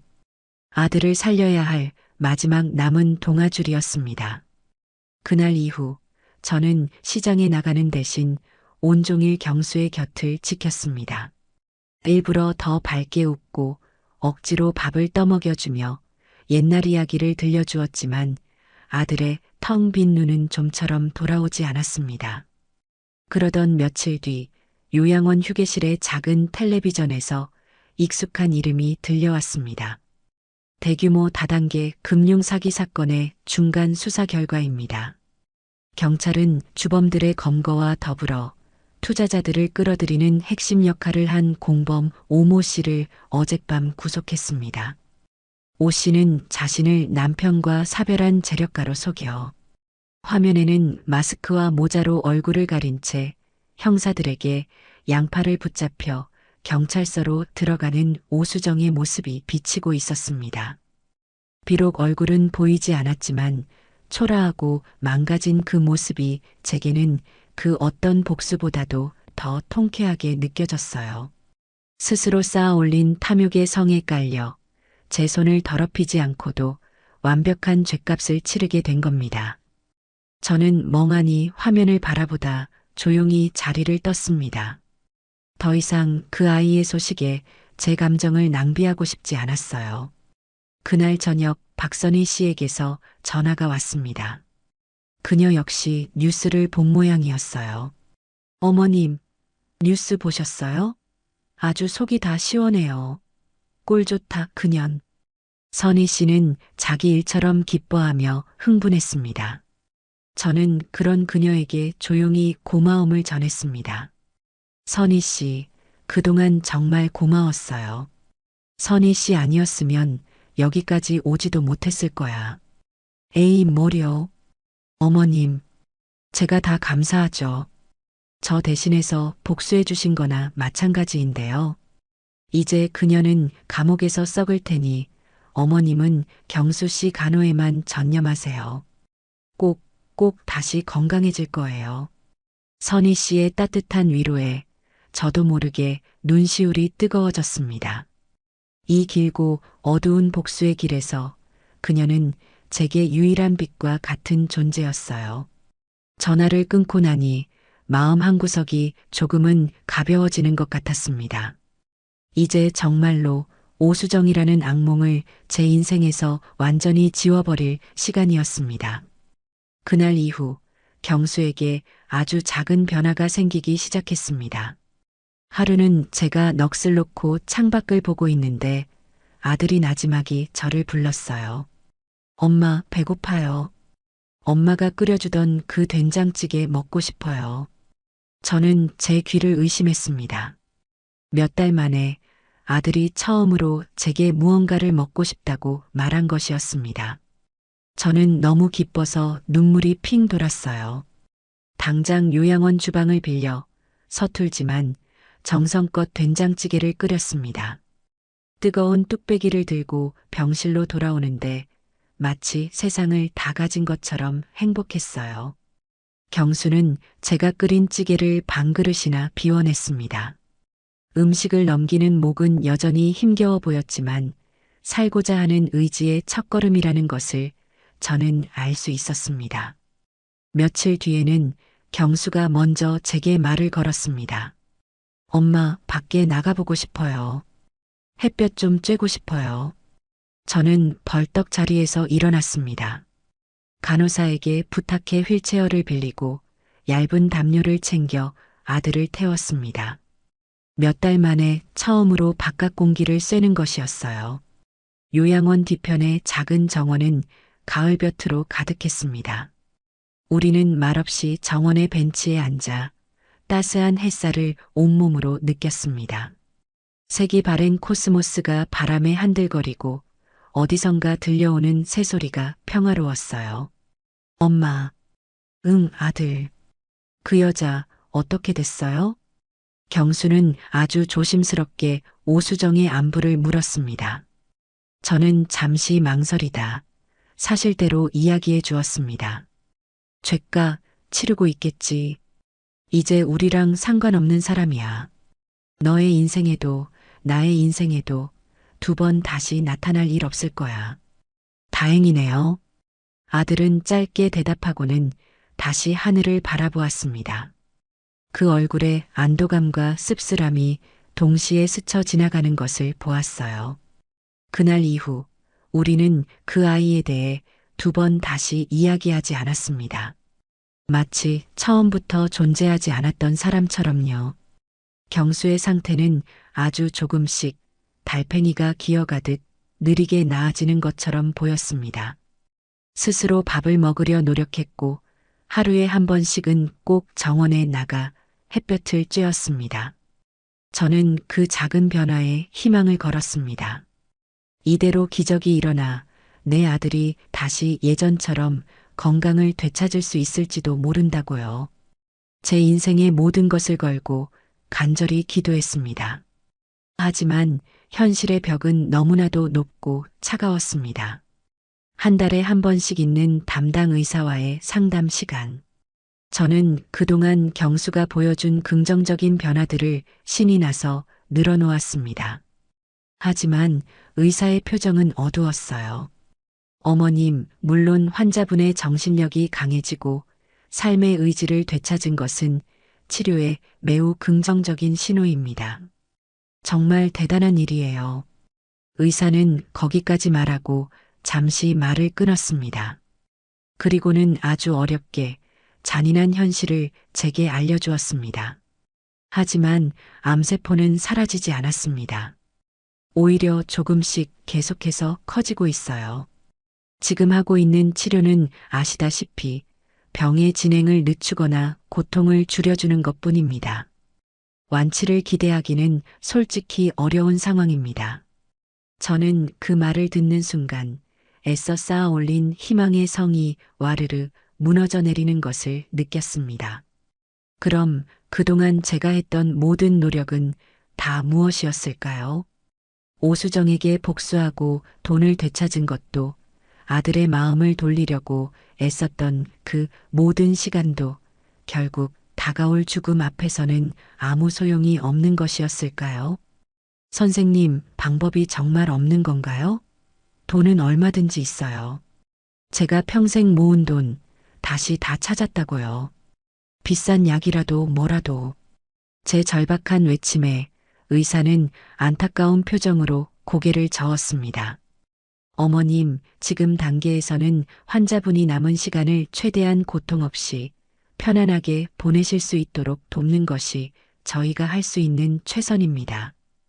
진료실을 어떻게 걸어 나왔는지 기억이 나지 않아요. 병실로 돌아오는 복도에서 저는 다리에 힘이 풀려 그 자리에 주저앉았습니다. 눈물이 쏟아져 나왔습니다.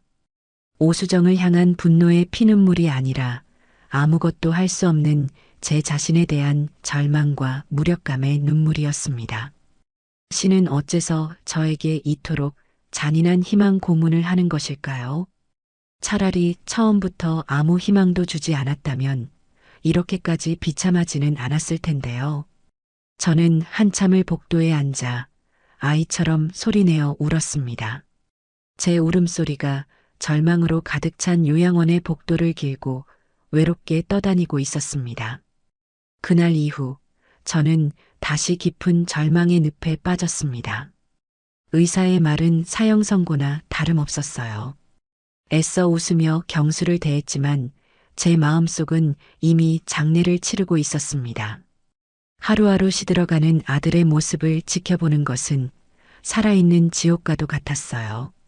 제 복수가 대체 무슨 의미가 있었을까? 결국 내 아들 하나 지키지 못했는데 자책과 후회가 매일 밤 저를 잠 못 들게 했습니다.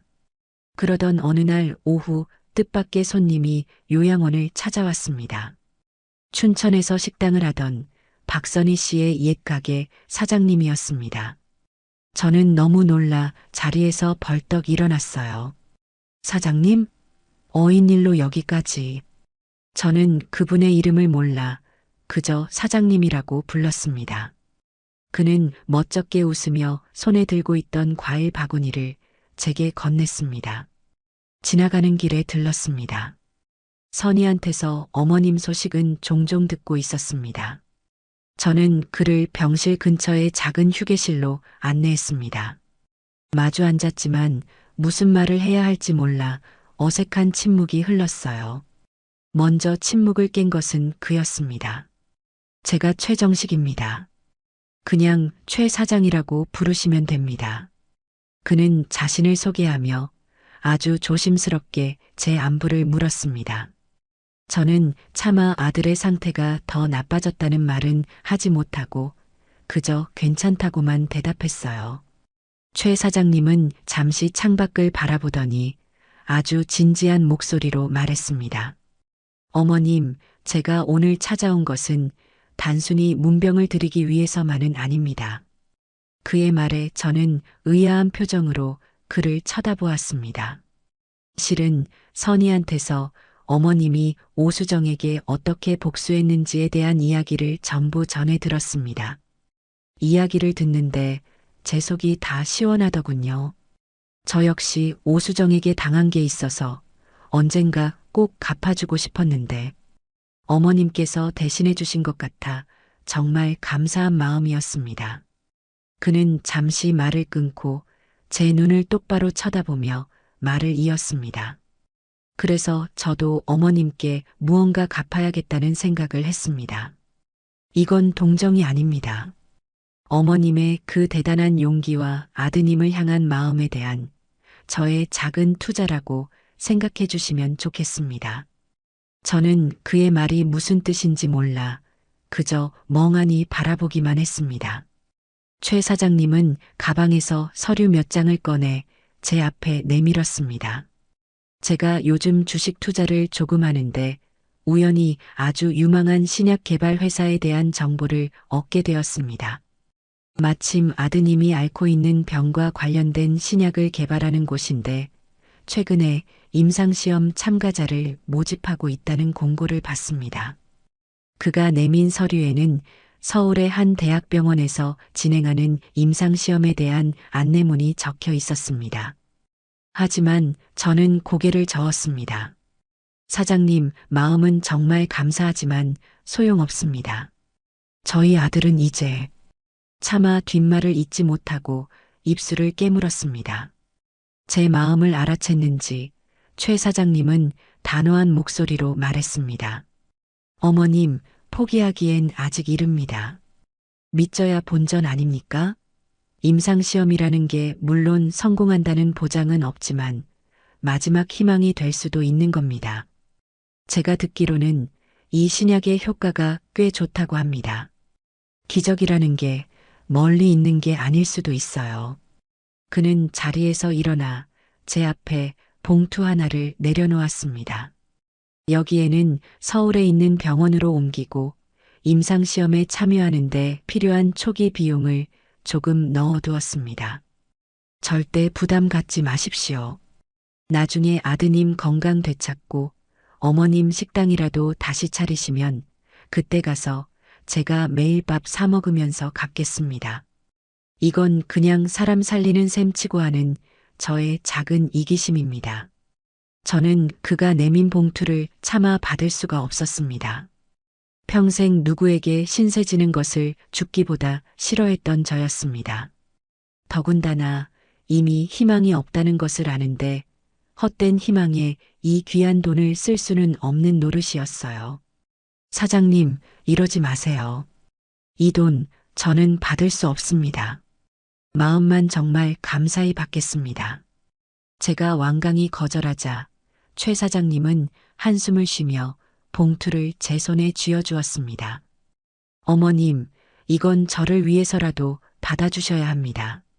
저 사실은 오수정 그년 때문에 가게까지 잃을 뻔했습니다.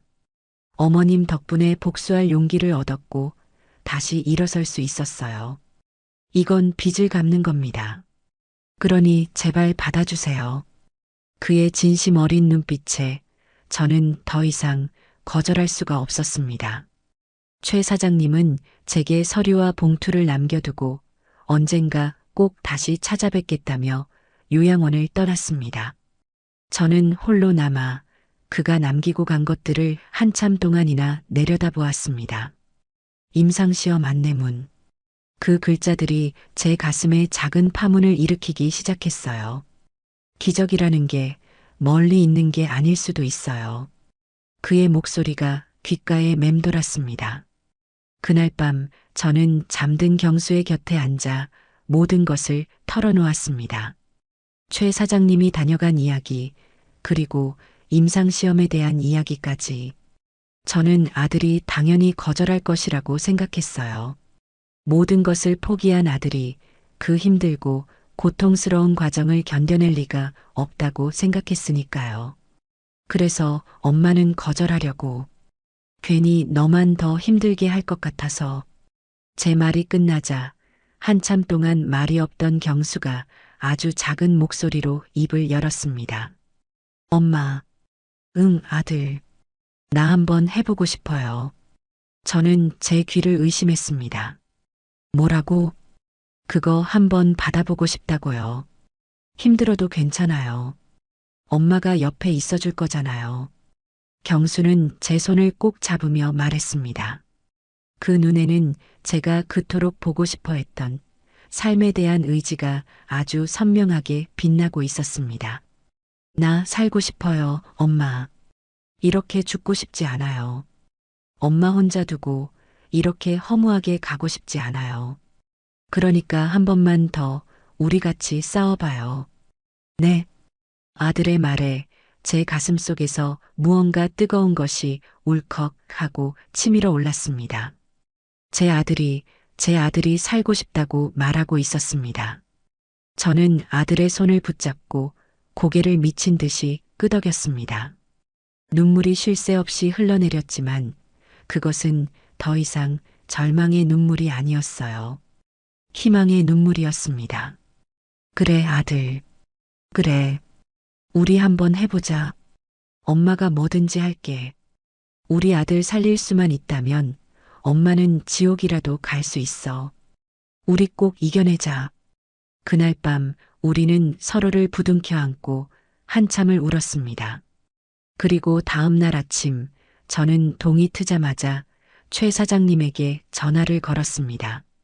사장님, 저 경수 엄마입니다. 저희 사장님이 주신 마지막 기회 한번 잡아보려고요. 그것은 저의 두 번째 싸움의 시작이었습니다.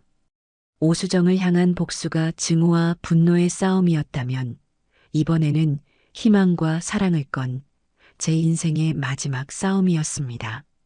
그날부터 저와 경수의 새로운 전쟁이 시작되었습니다.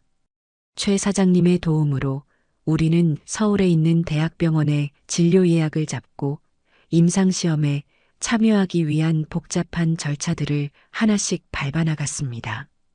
요양원을 떠나 서울의 병원으로 향하던 날, 경수는 오랜만에 환하게 웃었습니다. 그 미소를 보니 아무리 힘든 과정이라도 능히 이겨낼 수 있을 것 같은 용기가 솟아났어요. 대학병원의 생활은 하루하루가 살얼음판을 걷는 것 같았습니다. 수많은 검사와 고통스러운 항암 치료가 반복되었어요. 임상시험의 신약은 효과가 강력한 만큼 부작용도 만만치 않았습니다. 경수는 매일 밤 고열과 구토에 시달렸고 머리카락도 전부 빠져버렸어요. 앙상하게 마른 몸으로 고통스러워하는 아들을 볼 때마다 제 가슴은 갈기갈기 찢어지는 것 같았습니다. 제가 괜한 욕심을 부려서 아들을 더 힘들게 하는 것은 아닌가 수십 번도 더 후회하고 포기하고 싶었어요. 하지만 그럴 때마다 경수가 오히려 저를 붙잡아 주었습니다. 엄마, 나 괜찮아. 이 정도는 아무것도 아니야. 오수정한테 당한 거에 비하면 이건 그냥 감기 몸살 같은 거야. 아들은 고통 속에서도 농담을 하며 저를 웃게 만들었습니다. 그 작은 몸 어디에서 그런 강인한 힘이 나오는지 저는 아들을 보며 매일매일 감탄하고 또 배웠습니다. 우리는 서로에게 의지하며 하루하루를 버텨냈습니다. 최 사장님은 거의 매주 춘천에서 서울까지 먼 길을 마다하지 않고 저희를 찾아왔습니다. 손에는 항상 경수가 좋아할 만한 음식들과 제가 읽을 만한 책들을 들고서요. 그는 어색하게 웃으며 별말 없이 있다가 돌아가곤 했지만 그의 존재만으로도 저희에게는 큰 힘이 되었습니다. 세상에 우리 모자만 버려진 것이 아니라는 우리를 응원하는 사람이 있다는 사실이 얼마나 큰 위안이 되는지요. 그렇게 길고 어두운 터널 같은 시간이 흘렀습니다. 계절이 2번 바뀌고 앙상하던 나뭇가지에 다시 새순이 돋아날 무렵 드디어 임상시험의 1차 결과가 나오는 날이었습니다. 저는 초조한 마음으로 경수의 손을 꼭 잡고 진료실 의자에 앉아 있었습니다. 담당 의사는 한참 동안이나 컴퓨터 화면의 사진들과 서류들을 번갈아 보며 아무 말도 하지 않았어요. 그 침묵의 시간이 제 피를 말리는 것 같았습니다. 마침내 의사가 안경을 고쳤으며 저희를 바라보았습니다. 그의 표정은 너무나도 진지해서 저는 덜컥 겁이 났습니다. 아, 결국 안 되는구나. 기적은 없었구나. 모든 것을 포기하려던 그 순간 의사의 입에서 믿을 수 없는 말이 흘러나왔습니다. 정말 놀랍군요. 기적이라는 말밖에는 설명할 길이 없습니다. 의사는 컴퓨터 화면을 저희 쪽으로 돌려 이전의 사진과 현재의 사진을 나란히 보여주었습니다. 보세요. 이게 3개월 전의 사진입니다. 온몸에 암세포가 퍼져 있었죠. 그런데 이게 어제 찍은 사진입니다. 그가 가리키는 사진 속에는 아무것도 없었습니다. 검은 그림자처럼 온몸을 뒤덮고 있던 암세포들이 마치 눈 녹듯 깨끗하게 사라져버린 것이었어요. 종양이 사라졌습니다. 어머님, 아드님 몸에서 더 이상 활동하는 암세포가 발견되지 않습니다. 의학적으로는 완전관의 상태라고 부릅니다. 기적입니다. 정말 기적이에요. 저는 제 귀를 의심했습니다. 의사의 말이 현실이 아닌 것처럼 꿈처럼 아득하게 들렸어요. 옆을 돌아보자 경수 역시 멍한 표정으로 화면을 바라보고 있었습니다. 우리는 서로를 마주 보았습니다. 그리고 그 순간 누가 먼저랄 것도 없이 서로를 부둥켜 안고 울기 시작했습니다. 그동안 참아왔던 모든 서름과 고통, 두려움이 한꺼번에 눈물이 되어 쏟아져 나왔습니다. 하지만 그것은 절망의 눈물이 아니었어요. 제 인생에서 가장 뜨겁고 가장 기쁘고 가장 감사한 눈물이었습니다. 그로부터 1년이라는 시간이 더 흘렀습니다. 경수는 몇 번의 추가 치료를 더 받은 뒤 마침내 건강한 몸으로 퇴원할 수 있었습니다. 물론 평생 정기적으로 검사를 받으며 관리해야 하지만 일상생활에는 아무런 문제가 없을 정도로 회복했어요. 저와 경수는 서울 생활을 정리하고 시장 근처에 작은 식당 하나를 열었습니다. 평생 생선만 팔던 제가 할 줄 아는 것이라고는 음식 만드는 것뿐이었으니까요. 식당의 이름은 아들과 어머니라고 지었습니다. 제 인생의 전부가 담긴 이름이었죠. 제가 주방에서 음식을 만들면 어느새 저보다 키가 훌쩍 커버린 듬직한 아들 경수가 손님들에게 음식을 내가고 살갑게 말을 건넸습니다. 가게의 단골 1호 손님은 말할 것도 없이 최 사장님이었습니다. 그는 일주일에 한두 번씩은 꼭 가게에 들러 우리 아들, 오늘 얼굴이 더 좋아졌네 하며 경수의 어깨를 두드려주곤 했습니다. 우리는 그에게 진 빚을 평생 갚아도 다 못 갚을 거라고 말했지만 그는 손을 내저으며 말했습니다. 무슨 빚은요? 제가 이 집 국밥 한 그릇 먹는 게 낙인데 이걸로 다 갚은 겁니다. 어느 날 저녁 마지막 손님까지 다 돌아가고 난 뒤 저는 경수와 함께 가게 앞 작은 의자에 앉아 밤하늘을 바라보고 있었습니다. 시원한 밤바람이 이마에 땀을 식혀주었어요. 고된 하루였지만 마음은 더없이 평화롭고 행복했습니다. 엄마, 응, 아들. 행복해요? 그럼 우리 아들이 이렇게 옆에 있는데 세상에서 제일 행복하지. 제 말에 경수가 제 어깨에 머리를 기댔습니다. 훌쩍 커버린 아들이었지만 제게는 여전히 아기 같았어요. 고마워요, 엄마. 포기하지 않아줘서. 엄마야말로 고맙다, 아들아. 살아줘서. 저는 가만히 아들의 머리를 쓸어주었습니다. 문득 오수정은 지금쯤 어디서 무엇을 하고 있을까 아주 잠깐 생각했지만 이내 고개를 저었습니다. 더 이상 궁금하지 않았어요. 그녀는 이제 제 인생의 그 어떤 부분도 차지하지 못하는 그저 희미한 과거의 얼룩일 뿐이었습니다. 나의 진짜 복수는 그녀의 파멸이 아니었습니다. 나의 진짜 복수는 이렇게 내 아들과 함께 웃으며 소박하지만 행복한 내일을 살아가는 것이었습니다. 밤하늘에는 별이 총총이 떠 있어요. 그 어느 때보다도 그 별들이 참으로 찬란하게 빛나고 있습니다.